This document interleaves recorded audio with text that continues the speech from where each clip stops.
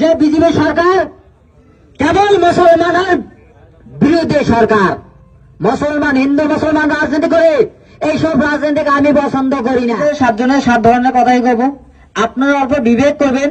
কারণ একটা ভোটের বিনিময় 5 বছর ভুক্তভোগী হওয়া লাগে, 5 বছর চোখের পানি ফেলার লাগে।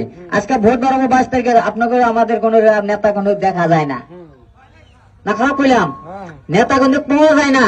তা আমাদের ভোট দেওয়া কিন্তু অধিকার যদি আছে, প্রশ্ন করার অধিকার আছে।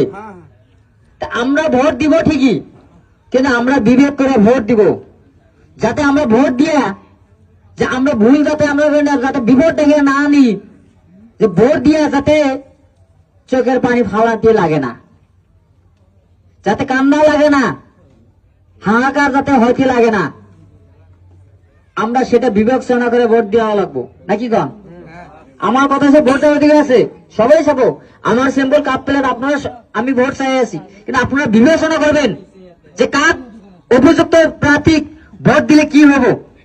আজকে আপনারা সবাই জানেন, আমি যেতিয়া বিজেপিতে আসিলাম, বিজেপি থাকা লেগে আমি সদায় সংগ্রাম করে আসিল।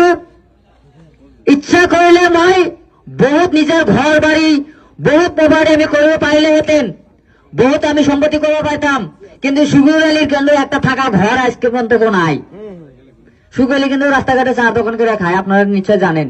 আজকে হেমন্ত বিশ্ব শর্মার সাথে থাকা সুগুর আলী, একজন সিএম এর সাথে থাকা লোক আজকে রাস্তা রাস্তায় চা দোকান করে। কারণটা কি? আমি কিন্তু জাতি মাইরা রাজনীতি করা আমি ব্যক্তি না। আমি অন্যায় যে করব প্রতিবাদ আমি করবই করি। আমি বিজেপি থাকা সত্ত্বে আমি অন্যায়টা আমি সহ্য করতে পারি নাই, আমাদের কথা আমি শুনি না, তার জন্য আমাদের কোনো ব্যবস্থা করে নাই। না করলে আমাদের নাই, সুগুর আলী মরে নাই, রাইসে কিন্তু সুগুর আলী ভালো ভাই, কিন্তু সুগুর আলী তো আপনাকে বুকে তো সুগুর আলী আছে। আপনারা যদি রাখেন আমাকে, এটুকুই আমার লাগে, কিন্তু আমার বাড়ি ঘর দেখে আমার লাভ নাই। কারণ আপনাকে দোয়া আশীর্বাদ থাকলে আমাদের সন্তুষ্ট, যাতে আপনারা যাতে আমাকে সুযোগ করে দিতে পারেন, এটা হয়েছে আমি সন্তুষ্ট। আমার বাড়ি ঘরে কোনো নাই, আমি ইচ্ছা করলে বহুত কিছু করার পাইতাম, কিন্তু আমার ওই লোভ ছিল না। আজকে দেখেন, আমি এই জন্য আমি বিজেপি দল আজকে বাদ দিয়ে ছুঁয়েছি, যে বিজেপি দল আজকে 2012 সালে যে হাগ্রামার সাথে এলআইসকে আজকে যে ষড়যন্ত্র করে কত পুরাপুরি হয়েছিল আপনারা নিশ্চয় জানেন, জানেন না গো? সবাই জানেন। আজকে বিজেপির কথা করার পরে প্রশ্ন আয় না, কারণ আপনারা বিজেপির কি হিস্ট্রি জানা বাকি, কোনো জানা বাকি নাই। আপনারা সব জানেন যে বিজেপি সরকার কেবল মুসলমানের বিরুদ্ধে সরকার, মুসলমান হিন্দু মুসলমান রাজনীতি করে, এইসব রাজনীতিকে আমি পছন্দ করি না। ওদিকে যে যখন উচ্ছেদ করা হয়েছে, ভারতের সংবিধানে গেলে এইরকম অমানবিক উচ্ছেদ করার কোনো অধিকার নাই।